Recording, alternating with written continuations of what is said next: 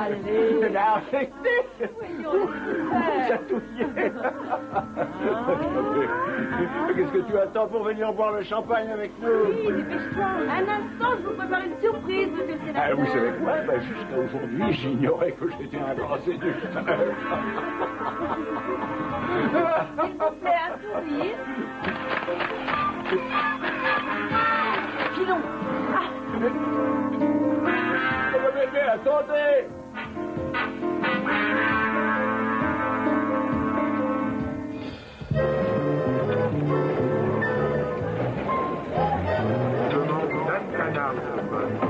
Dantana. Merci. Allô? Allô, dame? C'est toi qui m'appelles.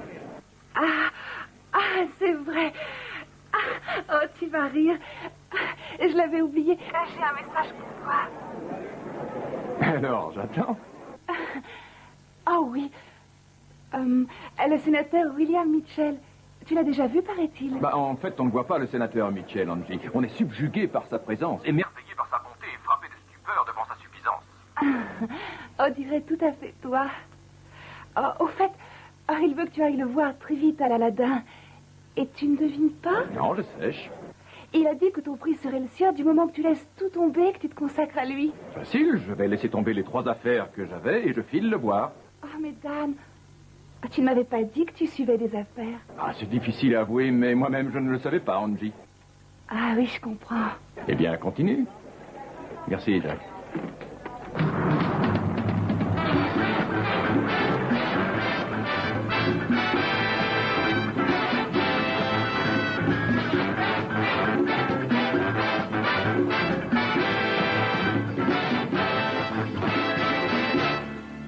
Écoutez, je crois que je peux me vanter de savoir juger les gens.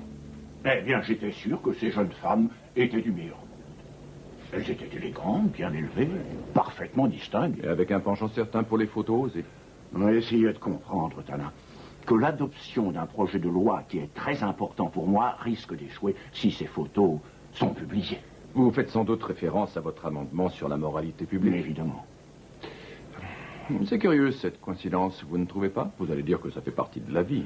Est-ce que vous réalisez tout ce que ces monstres d'immoralité ont pu faire dans cet état? Non, je vous le dis, moi... Attendez, ne nous égarons pas. Il vaut mieux qu'on s'en tienne à des faits précis. Où est-ce que vous avez pris contact avec elles? Et leur nom, si vous vous en souvenez? Dans le hall. Et... quant à nos noms, nous ne les avons pas échangés. Enfin, vous savez comment on va procéder. Je vais vous étonner, mais vous recevrez sans doute un appel pour vous suggérer de racheter ces photos et on... Monsieur Tana,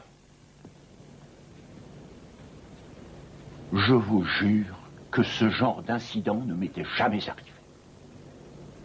Oh, je sais que vous n'êtes pas de ceux qui portent des jugements. En effet, mais parce que c'est un luxe que je ne peux pas me permettre. À propos, n'oubliez pas de m'envoyer un chèque.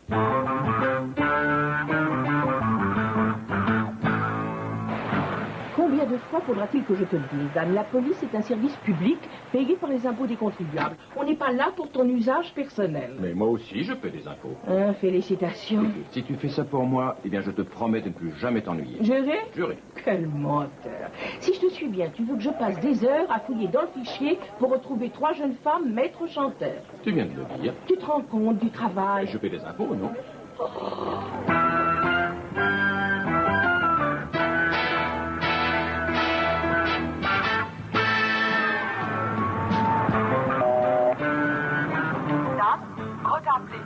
T'attends dans 10 minutes devant le Foxy. Il paraît que c'est très important. Tu m'as dit que j'avais les orients?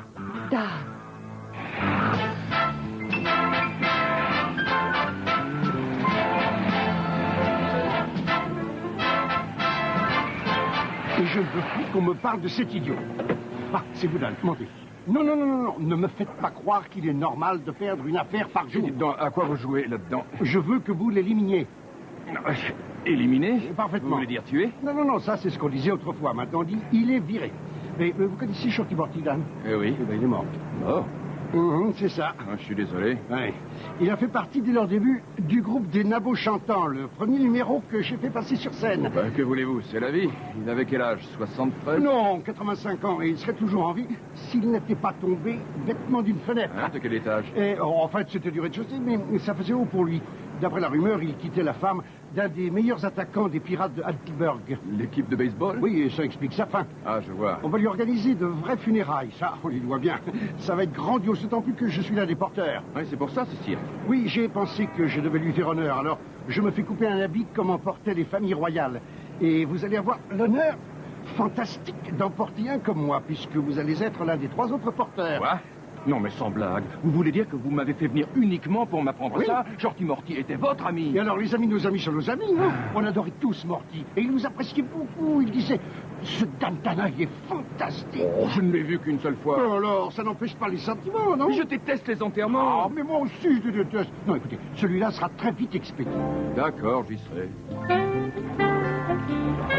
Pauvre sénateur, s'il voyait cela, il serait sans dessus dessous. Je crois qu'il est en fait plutôt sous-exposé. Eh oui, c'est pas de chance, mais on s'expose à des déconvenus quand on fait l'affaire. Ah, c'est évident. Alors, je crois que le sénateur Mitchell est notre plus belle réussite. Ou tu as raison. C'est pas ton avis, Linda? Oui, peut-être, mais je me demande si on n'a pas poussé le bouchon un petit peu loin, quand même. Oh, à propos d'exposition, je crois, moi, qu'on s'est assez exposé au soleil, je commence à rôtir. Si on a un petit tour au casino. D'accord, je vais chercher l'argent.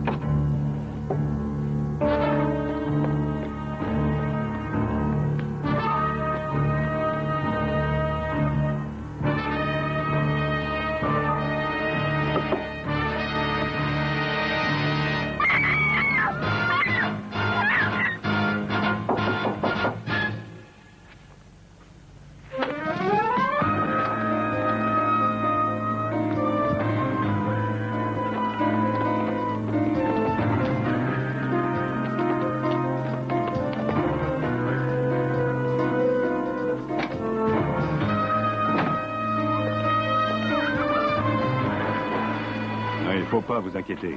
On croira à un simple cambriolage. Au prochain coup, je réussirai.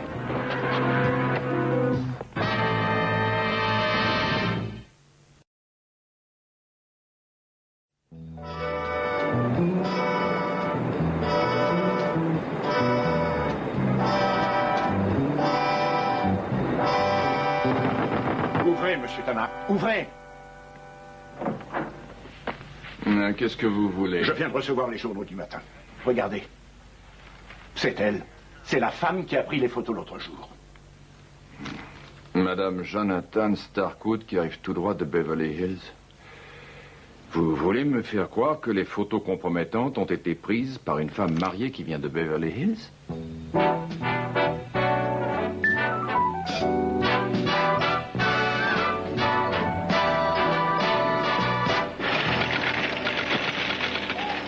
Madame Starkwood et ses 2 amies viennent ici à peu près tous les 2 mois.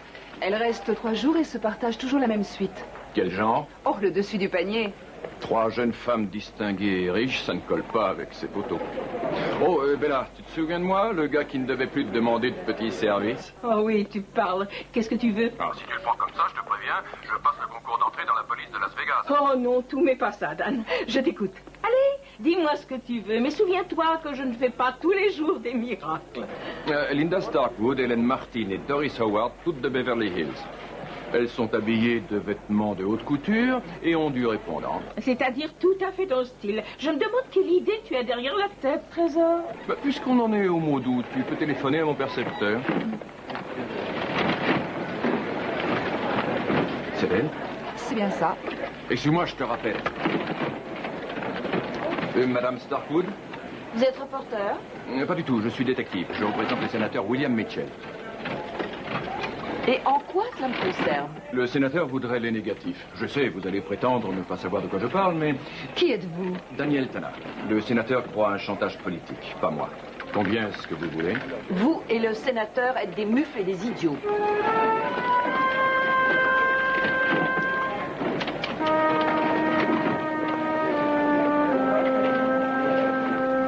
Je peux t'emprunter la clé de leur suite? D'accord.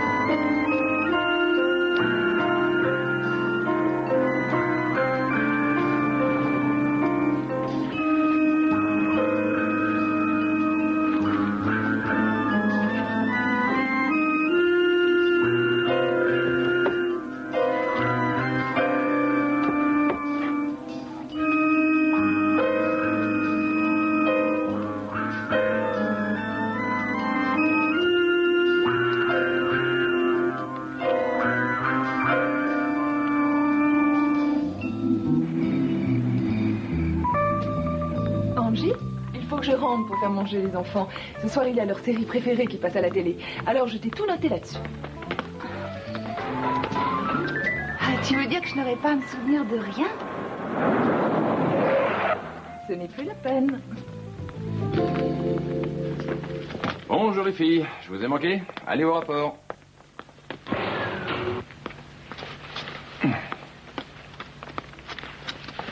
Béatrice m'a écrit liste de tout ce que je dois pas oublier. Ah bon? Je me demande bien pourquoi. Ah, toi, au moins, tu me fais confiance, Dan. Oh, le lait, je l'ai oublié. Ah, au fait, Dan, Rod vient de t'appeler. Hélas. Il a dit qu'un des porteurs était malade et que tu devais trouver un remplaçant. Oh, c'est pas vrai. Tu vas choisir qui? Pinzer, qui d'autre? En effet. Appelle-le et dis-lui de louer un habit, d'accord? On va aller à l'enterrement de Shorty Morty. Entendu. Oh, à propos des 3 jeunes femmes dont tu m'as parlé... Il semble qu'elles appartiennent bien à la meilleure société de Beverly Hills. D'après mes sources, elles viennent à Las Vegas avec l'entière approbation de leur mari. En ce qui concerne le mari de Linda, Jonathan Starkwood, il est dans la promotion immobilière et en ce moment, il est à New York pour passer un marché, je crois.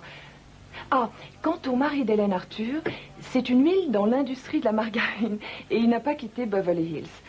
Enfin, le mari de Doris s'appelle Theodore Howard, vice-président d'une chaîne de cinéma. Il est actuellement à Hollywood. Hollywood, je rêve d'y aller, moi. En somme, si elle se livre au chantage, moi je suis Popeye. Ah, est-ce que vous savez que si on lui a toujours fait manger des tas d'épinards, c'était à cause du fer. Et d'ailleurs, c'est pour cela qu'il est tellement fort à l'écran. Angie, comment as-tu découvert ça? C'est la fille de Béatrice, elle a lu ça dans un livre de classe. Un livre de maths, je crois. Oui? Mais alors, Olive, pourquoi elle est si faible? Oh, moi, je me souviens que de Popeye, parce que c'est un homme. Ah, je vois. Ici Dan Tana, détective. 1 minute, s'il vous plaît. C'est pour toi. Merci, Angie. Allô, j'écoute.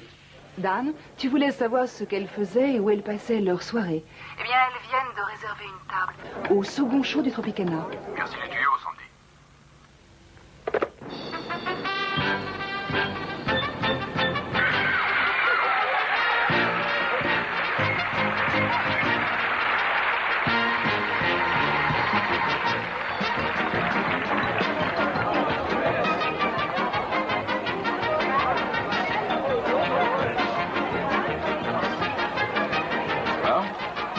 bien à vous, ça?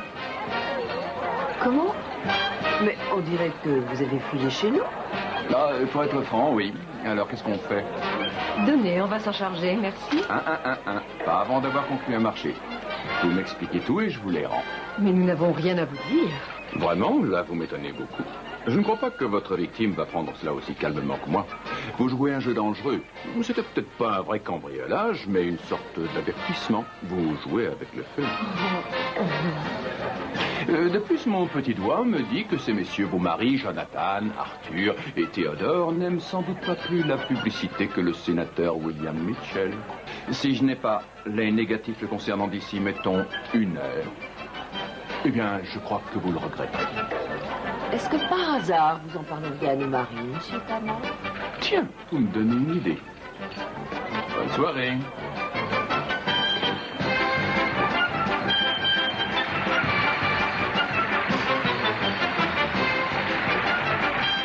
Eh bien, nous voilà dans de beaux draps. Il vaut mieux que j'essaie de parler avec Monsieur Tana. Je vais lui rendre ses négatifs et je reviens pour le final. Et Hélène, il doit faire frais dehors, mais ma cape. Merci.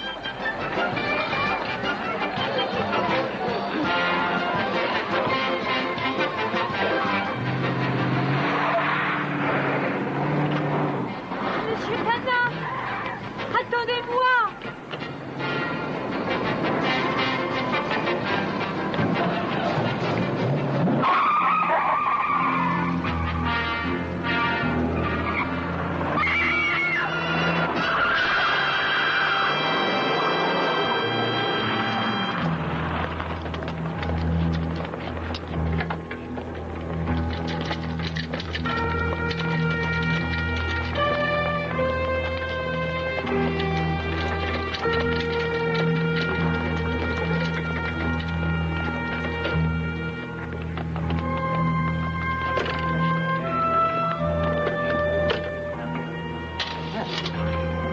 Mademoiselle, vite, je voudrais un appel en préavis. C'est très urgent. Monsieur Jonathan Starkwood, à New York, s'il vous plaît. Oh. Allô, hôtel sans Régis. Allô, chérie? Doris. Oui, il s'est passé une chose horrible. C'est Hélène. Oui, non, moi je vais bien. Il faut que tu préviennes Arthur. Elle a eu un accident. Non, on ignore encore si elle s'en sortira. Oui, alors je te rappelle dans 10 minutes. D'accord.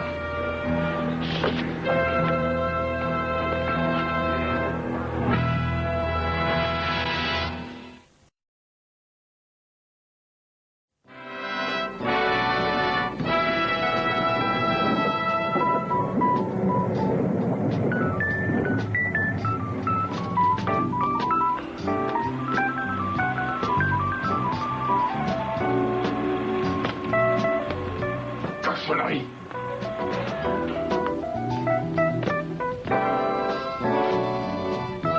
Dan, elle t'attend depuis un moment.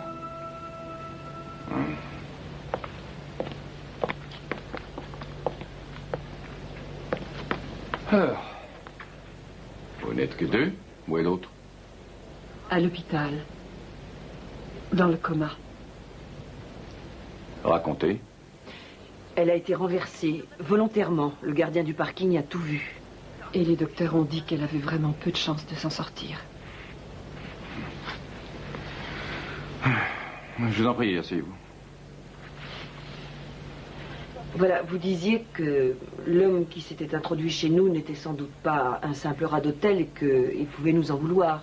Alors voilà, vous avez peut-être raison. Alors on veut que vous nous protégiez. Que vous trouviez qui c'est. Ça vous coûterait moins cher d'appeler la police. Oui. Nos maris vont bientôt arriver et on voudrait que tout cela reste entre nous si possible. Vous saisissez? Non, pas du tout. J'essaie de vous comprendre, mais sans succès. Par contre, vous m'intéressez. Pas vous personnellement, mais le petit jeu auquel vous jouez sans vous douter que vous pouvez tout y perdre. Tout ce que je demande, c'est pourquoi. Dan, elles sont toutes bouleversées. Pas toi, compris? C'est non. Alors? Monsieur Tana, vous ne pourriez pas comprendre pourquoi. Je suis moins bête que je ne parais, racontez-moi. Vous y tenez. Vous voulez vraiment qu'on vous dise tout, mais moi j'ai peur que ça vous échappe. Vous savez, j'ai appris à vivre. Ici, ce n'est pas le paradis, mais ce n'est quand même pas l'enfer que vous croyez. C'est là que je vis, et c'est loin de Beverly Hills, de vos vêtements sur mesure et de vos boutiques de luxe. Ici, on ne prend pas le thé le petit doigt en l'air. Alors votre vague à l'âme, vous n'avez qu'à le garder pour vous.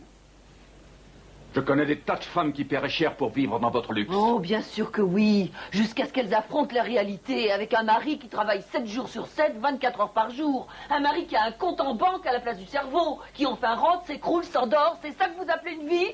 Et ça, parce qu'il veut votre bonheur et votre confort, alors qu'en fait, c'est parce qu'il adore son travail et qu'il serait incapable de vous offrir ce dont vous avez vraiment besoin, un peu de son temps.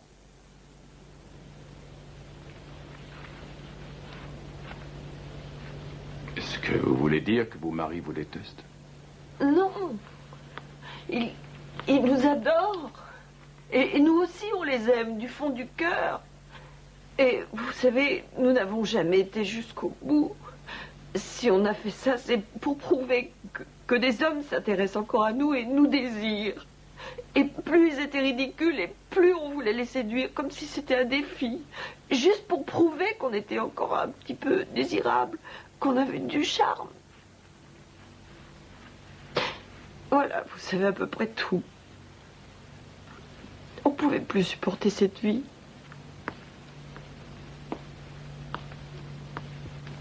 Oh, bien sûr, ce qu'on a fait était de la folie. On est désolé.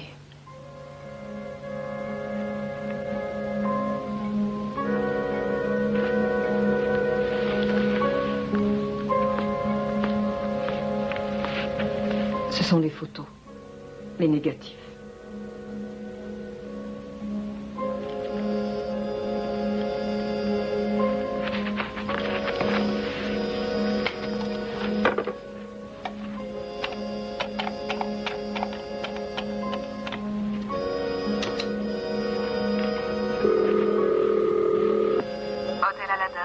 Le sénateur Mitchell, s'il vous plaît.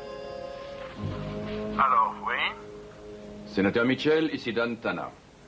J'ai retrouvé vos négatifs. Ils seront à votre hôtel demain matin avec ma note. Bien joué. Si je comprends, l'affaire est close. Non, pas tout à fait.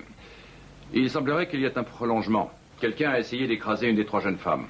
Oh, mais peu m'importe, pour moi, l'affaire est close. Je vous ai engagé pour retrouver ces films, alors oubliez ça. Je crois que vous ne m'avez pas compris. Il faudra que je sois un peu plus clair.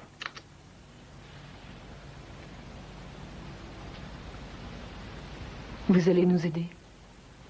C'est bien ça que vous voulez? Réfléchissez avant de dire oui. N'oubliez pas que je suis parfaitement incapable de vous comprendre.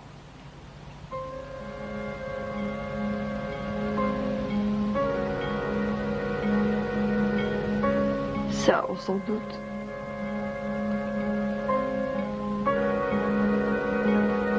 Ah, je t'adore, Tana.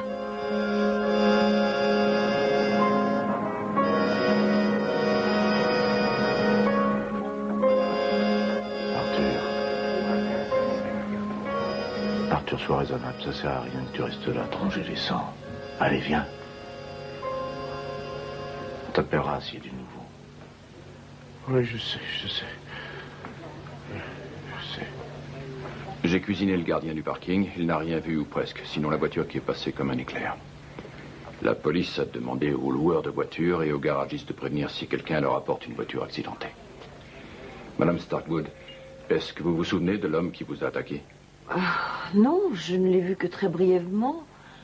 Mais la femme de service était là. Elle m'a dit qu'il était de type européen, c'est tout. Il veut absolument rester auprès d'elle. Et si elle reste des semaines dans le coma?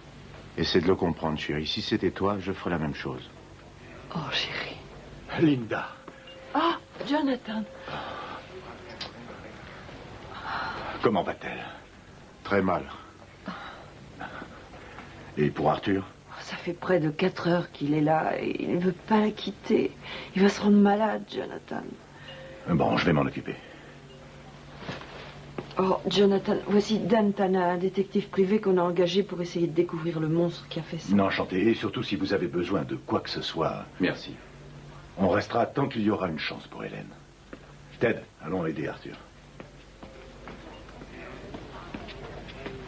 Quant à vous, vous ne quittez plus vos maris. Hein? Pas d'histoire.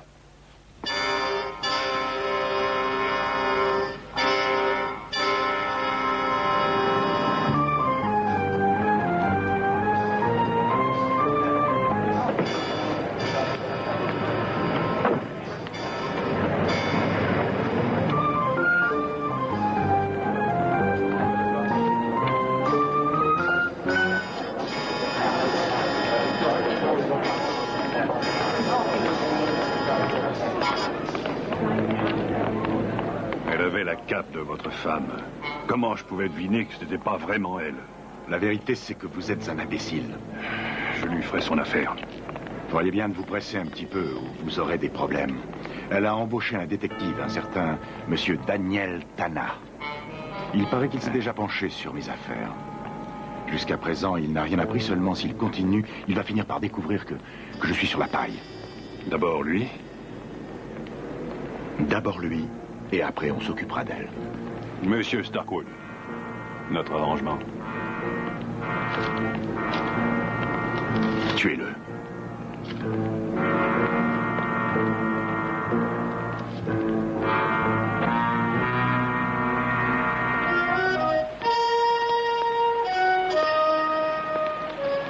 Je ne pouvais quand même pas deviner qu'on essaierait de l'écraser. Épargne-moi ton boniment, s'il te plaît. Tu sais, ça ne marche pas avec moi. Et puisque je te dis qu'on en veut à leur peau... Très bien, où veux-tu en venir? Allez, dis-le. Toujours au point où on en était resté. Mais tu as un tel fichu caractère que tu ne m'as même pas écouté. Je veux tout savoir sur elles, leurs activités... Ce que je pense est faire de toute façon. La police est moins idiote que tu ne le crois, monsieur le génie. Évidemment, tu oublies cette histoire de chantage, n'est-ce pas? Oh, c'est du vent. Elles ont juré qu'elles n'avaient jamais revu un de ces hommes après avoir pris leurs photos. Dans ce cas, pourquoi prendre des photos? Mais enfin, je te l'ai déjà expliqué 100 fois, et je suis certain qu'elles m'ont dit la vérité. De plus, elles n'ont fait chanter personne, donc personne n'avait de motif pour les tuer. Tu veux chanter?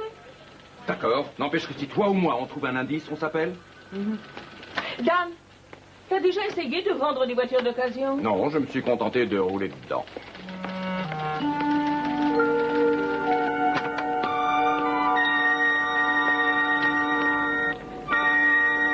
Salut, c'est à toi? Ouais. Félicitations, j'ai jamais vu de voiture qui soit en plus parfaite harmonie avec la personnalité de son propriétaire. Ah, tu trouves? Ouais, elle est bien, hein? Elle est mieux que celle d'avant. Ah, j'ai eu le costume que tu voulais. Magnifique. Oui, j'ai découvert un tailleur à la retraite. Il loue des habits et devine, il y en avait un juste à ta taille.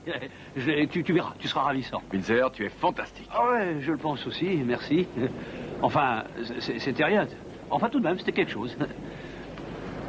Dis donc, pour te remercier, j'ai bien envie de te prêter ma voiture aujourd'hui. Et moi, je prends la tienne. Hein? Ah, tu parles sérieusement? On ne peut plus sérieux, crois-moi. Ah bon? Ah mais non, je peux pas, c'est trop... Au fait, je l'ai laissé à la maison. Tu me donneras la facture pour la réparation du pneu crevé, d'accord? Compte sur moi.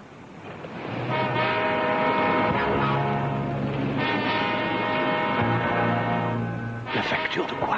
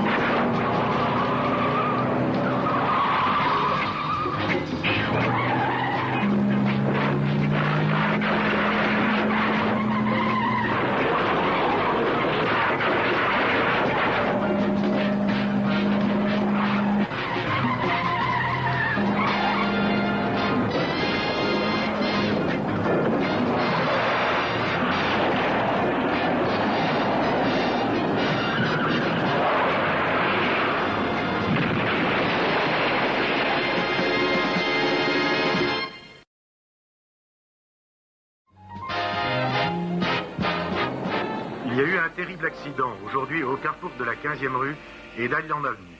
Des témoins ont vu des flammes monter jusqu'à 10 mètres de haut. Les secours sont arrivés aussitôt sur les lieux de la collision. L'un des conducteurs était Daniel Tana, un détective privé qui a une solide réputation à Las Vegas. Solidité méritée puisqu'il s'en est sorti sans trop d'égratignures. Malheureusement, cela n'a pas été le cas de l'autre conducteur qui a péri carbonisé dans sa voiture. Prochain bulletin à 11h. Non, chérie, je suis désolé de te laisser en un moment pareil, mais je dois repartir. Seulement, je voudrais te parler. Jonathan, ça y est, elle est tirée d'affaire. Hélène, elle va mieux, tu entends? Voilà une merveilleuse nouvelle. Écoute, je voudrais avoir une conversation seule à seule avec toi, en dehors de l'hôtel. C'est-à-dire, Doris, Ted et moi, on allait justement rentrer. Ah oui? Chérie, écoute, c'est très important, mais ne dis rien aux autres. J'ai découvert quelque chose à propos de Doris. C'est très gênant, tu sais, je n'en reviens pas. Tu comprends pourquoi je ne veux pas qu'on soit à l'hôtel? Mais écoute... Non, ne dis rien, écoute-moi. Il ne faut pas que Ted l'apprenne. Ce serait une tragédie pour lui. Il serait fini. Attends, j'y pense. Ce serait bien si ce détective venait avec toi. Il pourrait me donner son avis. Tu sais, est-ce que tu te rappelles ce bâtiment dont je te parlais, qu'on a acheté et qui restait en plan près du César Palace? Oui. Eh bien, parfait, je t'y attendrai. Je n'y ai pas mis les pieds depuis qu'on l'a acheté. J'espère qu'il est encore là. N'oublie pas, on s'y retrouve dans 1 heure avec Tana. D'accord, Jonathan. À tout de suite.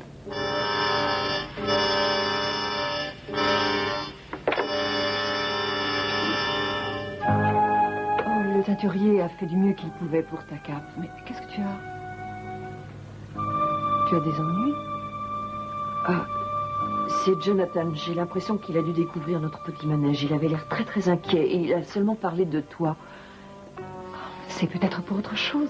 Mais non, il faut que j'en ai le cœur net. Il veut me voir avec Dantana. Excuse-moi, Doris.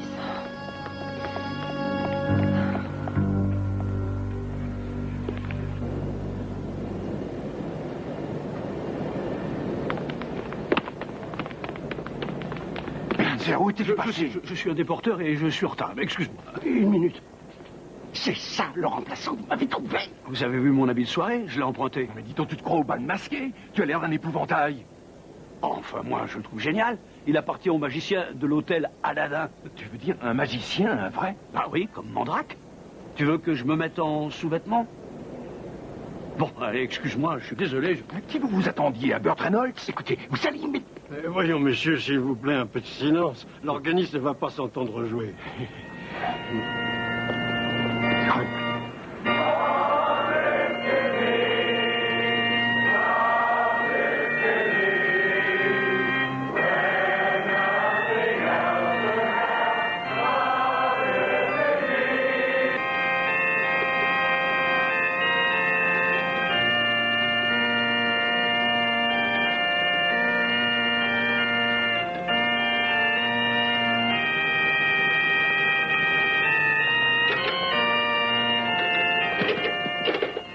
Chers amis, vous me voyez profondément ému par la mort brutale de notre cher Morty. Après la lumière viennent les ténèbres, et réciproquement, mais qu'il est réconfortant de voir des hommes de la taille de Shorty Morty, la vedette des inoubliables nabots chantants, se dresser tels des géants pour nous ouvrir le chemin ardu de la vérité. Pourquoi pleure-t-il? Morty, Shorty. Il n'a jamais vu Morty. Ce n'est pas du tout à cause de Morty. C'est à cause de sa voiture que j'ai bousillé. Plus grand par l'esprit que par la taille. Et ainsi, parmi les hommes qui le pleurent aujourd'hui, vous apercevez les charmantes jeunes femmes auxquelles notre cher disparu avait consacré les 2 ou 3 derniers mois de sa vie. Vie qui, en voici la meilleure preuve, a dû être assez mouvementée. Ah, quel dommage qu'il n'ait pas pu fêter son 86e anniversaire. Et il avait 12 enfants. Qu'on verrait aujourd'hui s'ils avaient su que Shorty leur avait donné un jour. Où qu'ils soient en ce moment, nous savons qu'ils auraient adoré leur père s'ils avaient connu son existence. Et ainsi nous voilà, nous, ces amis fidèles qui le chérissions, tous pleins d'un recueillement profond devant la mémoire de ce drôle d'oiseau. Mais n'oublions pas que Chantimenti fut toujours de son vivant un joyeux mortel, toujours prêt à rire d'un rien. La majeure partie de sa vie ne fut que blague ininterrompue, dont bien souvent nous avons été les victimes consentantes. Un lapin? Aussi, en ce triste jour où nous disons adieu à notre ami, n'oublions pas qu'il ne nous a jamais posé de lapin. Et devant sa tombe modeste comme sa vie, offrons à Mortier un dernier adieu.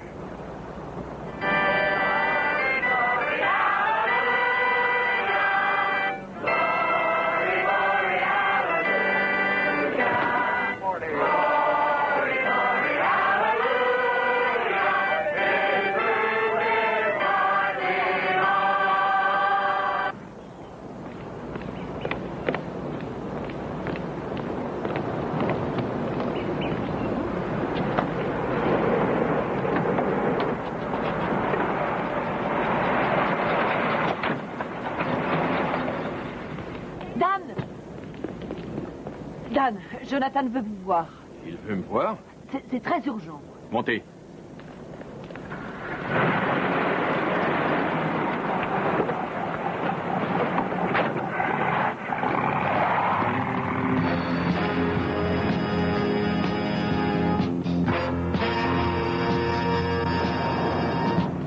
Est-ce qu'il croit que Doris agit seule? Où est le problème?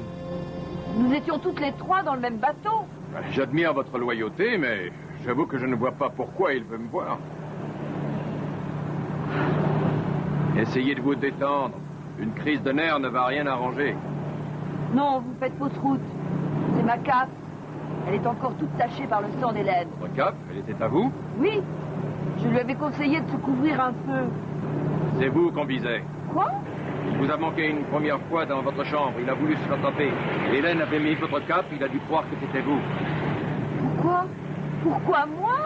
Linda, est-ce que vous avez de la fortune? Je veux dire, beaucoup d'argent. Oui, je sais bien mes parents et... Et qui est votre héritier? C'est impossible, qui vous voulez, mais... Pas mon mari. Vous n'essayez pas de me dire que c'est lui le coupable. Linda, je sais qu'il a de gros ennuis d'argent. Ça fait 2 fois qu'on veut vous tuer. Il est justement là. Vous lui apprenez que vous m'avez embauché et j'ai un tueur en métros. Qui plus est, s'il est au courant de votre petit jeu avec vos amis, ça lui donne un alibi tout trouvé. Après votre mort, il n'aura qu'à en parler à la police et tout le monde va croire qu'une de vos victimes s'est vengée. C'est faux, je maintiens que c'est faux. Dans le doute, vous allez faire tout ce que je vous dirai.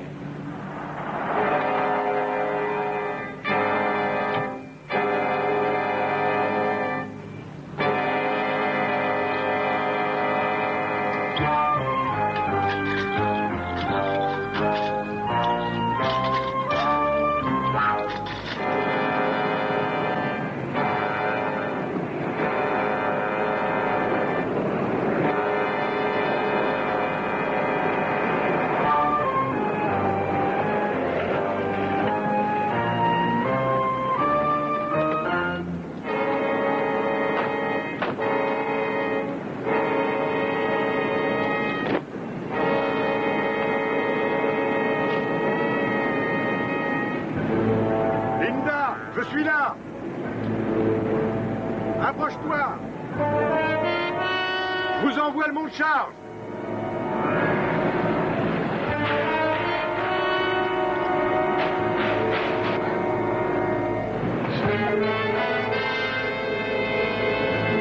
Ne bougez pas, laissez-moi faire.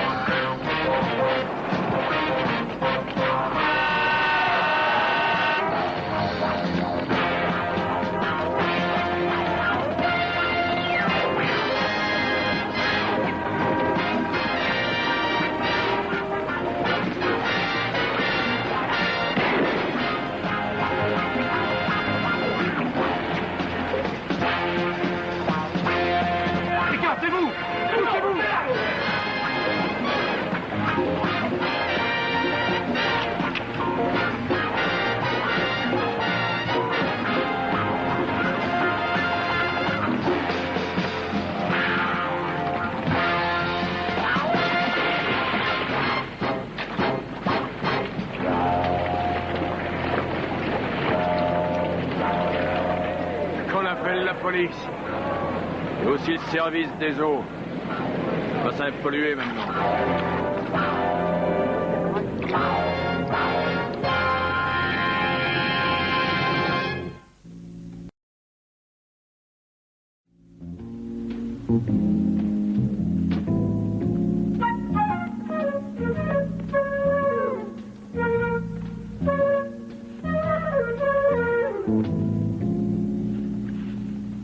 Et pourquoi tu fais une tête d'enterrement? C'est moi qui ai failli y passer. Oh! Oh, je sais que je vaux pas grand-chose, Dan. Et je te fais tout rater. Alors, c'est pas la peine. Je ne suis bon qu'à faire tout de travers.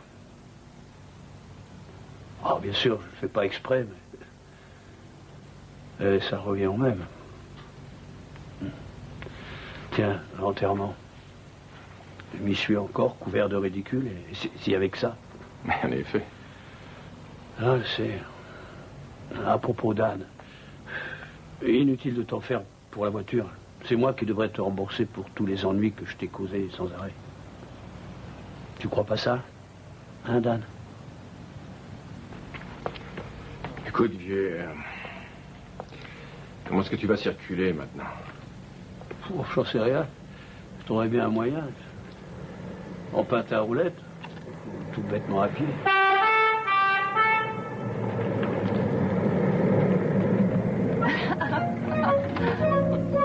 Mais c'est ma voiture. C'est la voiture que tu as cabossée. Celle que j'ai cabossée, monte. L'avertisseur, ça vient de Béa et de moi, Binzer. Oh, ça alors! Ah.